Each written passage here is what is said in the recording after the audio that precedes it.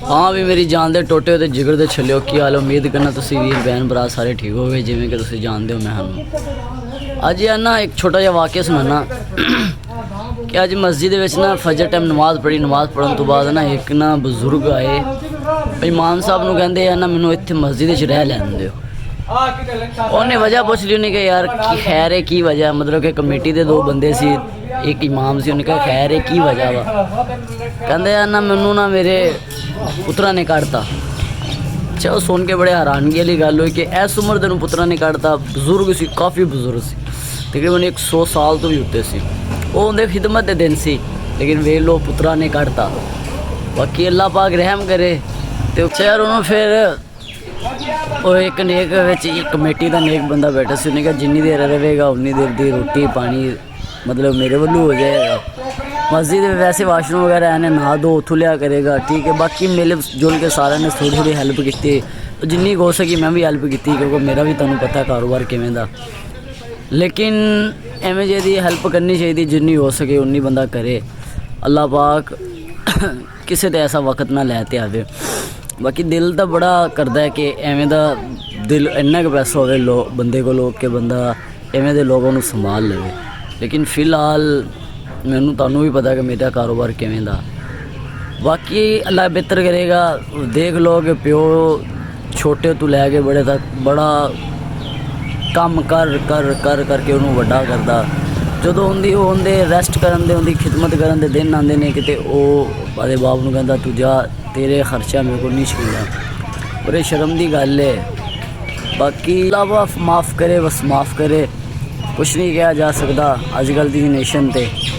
लेकिन कोई पता नहीं साढ़े ते भी वक्त एवें दा किवें दा आएगा तो किवें दा नहीं लेकिन अल्लाह माफ़ करे एवें माँ बाप नूं जलील नहीं करना चाहिए। हुण उनकी उम्र नहीं है 100 साल कोई थोड़ी उम्र नहीं है 100 साल हो गया वो आदे आप सोटी ते लैके टुरे फिरदे तो की ख्याल है वो आदे पुत्रों तो इलावा रह लेगा और जड़ा अगू रोटी रख ते आदे पुत्र दे मूँह पहले पा के बाद च आप खांदा हूँ वो अलहदा रह सकता वा। बाकी अल्लाह माफ़ करे जिन्ना हो सके यार एवें ना करया करो जिन्हों ने किया वो अल्लाह तो तौबा कर लो तो जिन्हों ने नहीं किया वो तो अच्छी गल है जेडे सामना बिल्कुल मजबूरी नहीं है। बाप की कदर पुछनी होवे ना तो मेरे को पुछ कि मैं बचपन दे विच ही उन्होंने खोता सी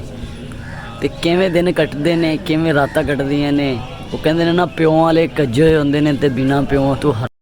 ने वो प्यो गल करन दा मकसद ये वा कि जेड़ा प्यो जिन्हां दे सिर ते हुंदा ना वो जिन्ने भी कोई बाहर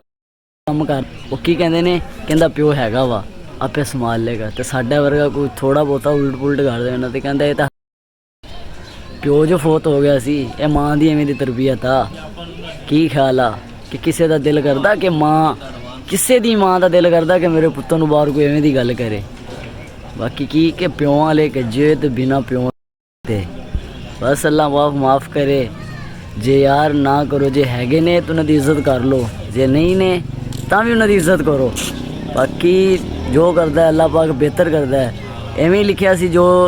नसीबां दी गल है ना जो भी लिखे होंदा नसीबां च होंदा। ये दुख आना सी जिंदगी दे विच ये दिन कटने सी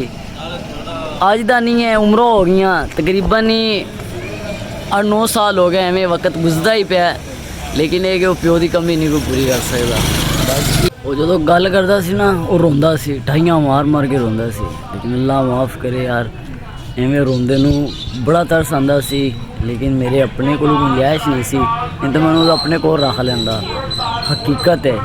बड़ा दिल उदास होंदा सी उंदे तो वेख के कि यार अल्लाह पाक पता नहीं किहड़े कम्मां ते राजी वा लेकिन कोई गल नहीं अच्छे वक्त बुरा वक्त बंदे ते ही आंदा है। वो वालिद सी उंदे ते भी अरूज सी आज जो बजुर्ग हो गए तो उनके तो सवाल आ गया कोई गल नहीं लेकिन ये कि जेडे उनके अगू पुत्र ने की गल है उनकी आने वाली नस्ल उन्होंने इवें संभालेगी मुश्किल आ वक्त देखते ही आंदा होंदा जो भी आंदा